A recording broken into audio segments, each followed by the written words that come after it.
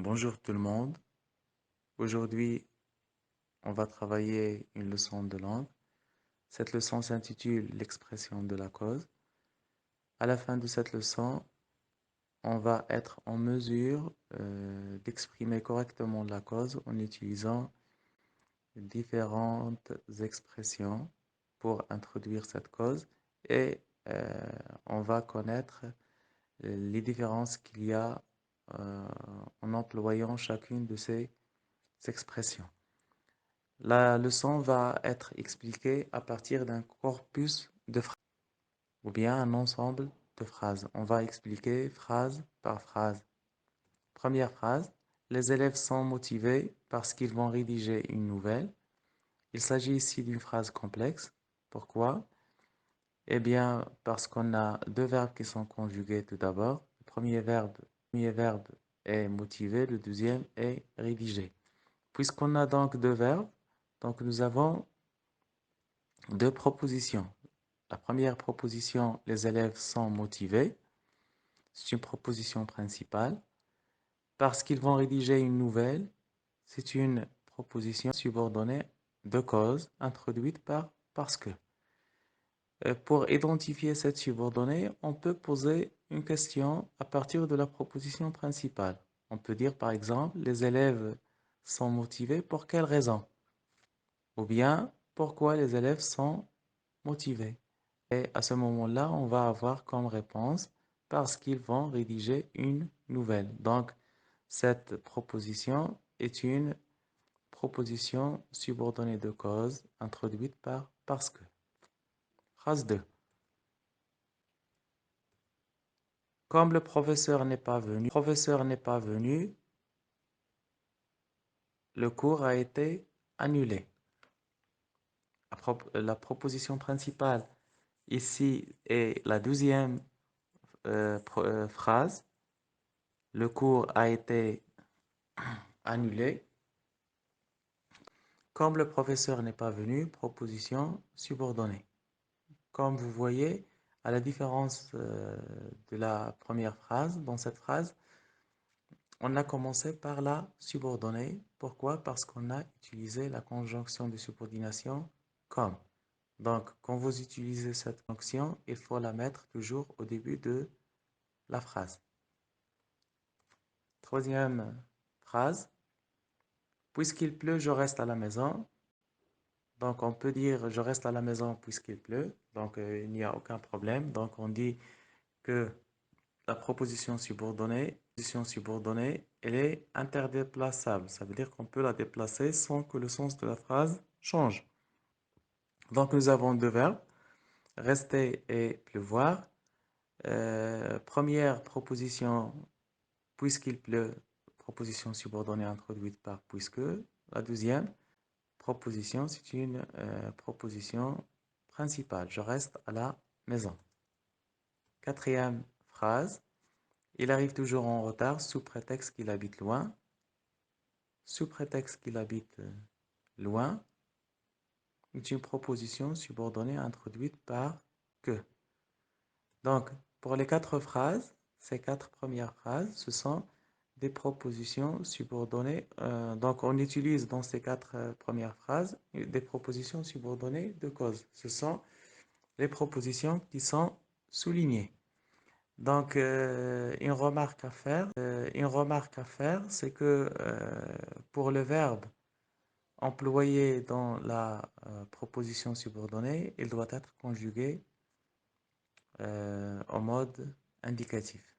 Soit le présent, soit le futur, soit le passé composé ou bien l'imparfait.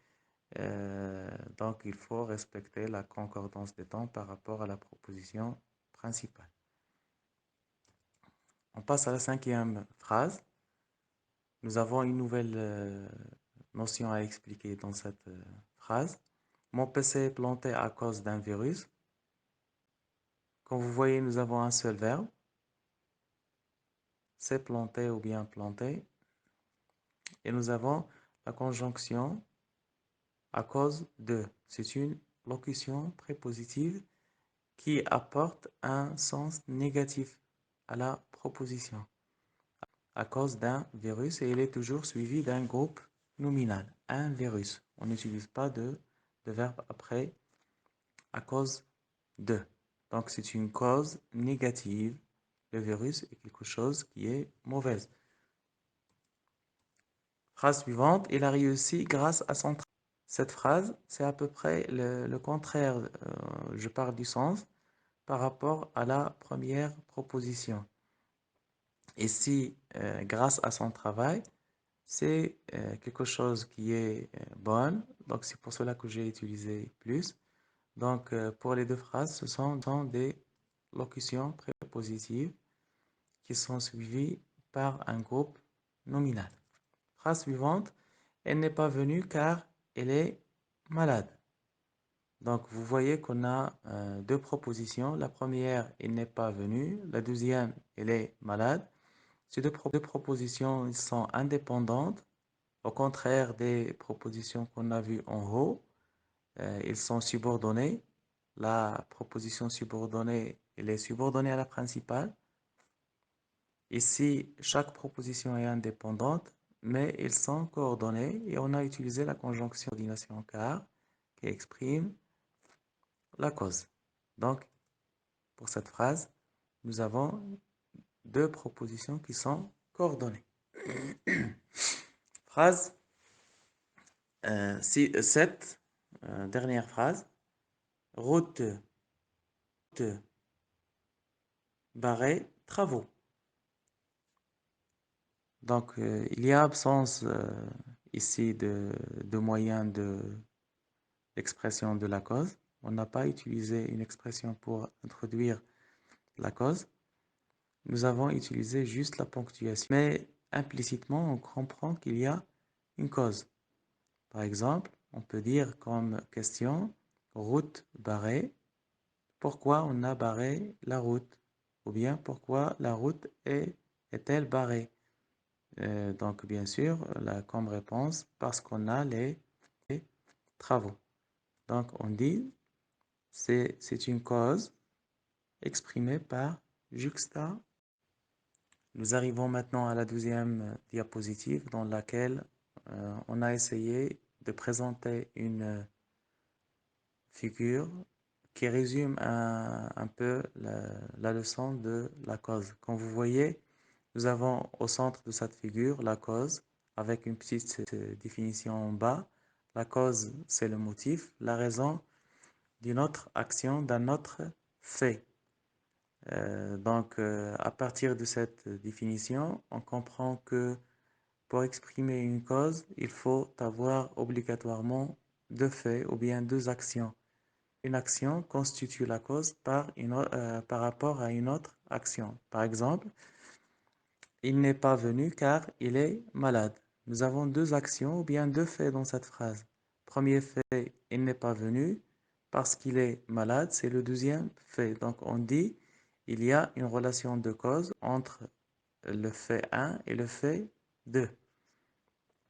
Pour exprimer la cause, nous avons tout alentour de cette grande bulle, nous avons les expressions qu'on peut utiliser pour exprimer la cause. Nous avons déjà vu quelques-unes auparavant. Donc, on a vu parce que, grâce à, puisque, sous prétexte que, etc. Et comme vous voyez ici, on a d'autres conjonctions qu'on peut utiliser. Nous avons étant donné que, faute de, vu que, au lieu de, etc. Donc, par exemple, si on prend faute de, on peut l'utiliser dans la phrase comme suit. Un exemple. Il n'a pas pu acheter ses chaussures faute d'argent. Faute d'argent est la cause hein, que la personne n'a pas pu acheter la veste. Nous arrivons à la troisième diapositive dans laquelle on vous présente un exercice à faire. La consigne est la suivante. Relève les expressions qui expriment la cause dans ces phrases et indique leur nature.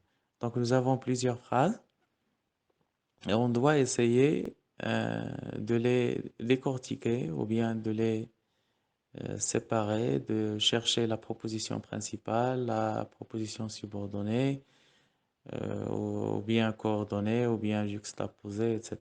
Et de voir l'expression utilisée, la nature de cette expression. Je vais travailler avec vous la première phrase et je vous laisse travailler vous-même les autres phrases avant d'arriver à la correction à la fin de cette leçon. Donc, on prend la première phrase. Je ne peux rien te dire car c'est un secret. Donc, première étape qu'il faut faire, ou bien par laquelle il faut commencer, c'est de chercher les verbes. Donc, nous avons deux verbes ici. Peut, première proposition, et dans la deuxième proposition. Donc, il s'agit d'une phrase complexe. Deuxième étape, on va diviser la phrase. On va avoir deux propositions ici. Donc, la proposition 1, je ne peux rien te dire, c'est une proposition indépendante. C'est un secret, c'est une autre proposition indépendante. Les deux propositions sont coordonnées par la conjonction de coordination car. On arrive maintenant à la quatrième diapositive. Elle est réservée à la correction de l'exercice précédemment vu. Donc, on a dit que pour la première phrase, nous avons car qui exprime la coordination. Dans la deuxième phrase, on a utilisé à cause de, c'est une locution prépositive. À cause de est suivi d'un groupe nominal. Après, dans la troisième phrase, puisque c'est une subordonnée causale, parce que on l'utilise pour exprimer aussi la cause dans une subordonnée causale. Grâce à, c'est le contraire de la locution prépositive à cause de. Donc on a dit à cause de, c'est négatif et grâce à, c'est positif. Comme subordonnée causale, il faut l'employer toujours au début de la phrase. Hein. Et pour la dernière phrase, absence d'expression, on a utilisé juste le point virgule. Donc, on a une juxtaposition. Donc, le sens de la cause se comprend implicitement. Donc, on a une cause implicite. Merci à vous et à la prochaine.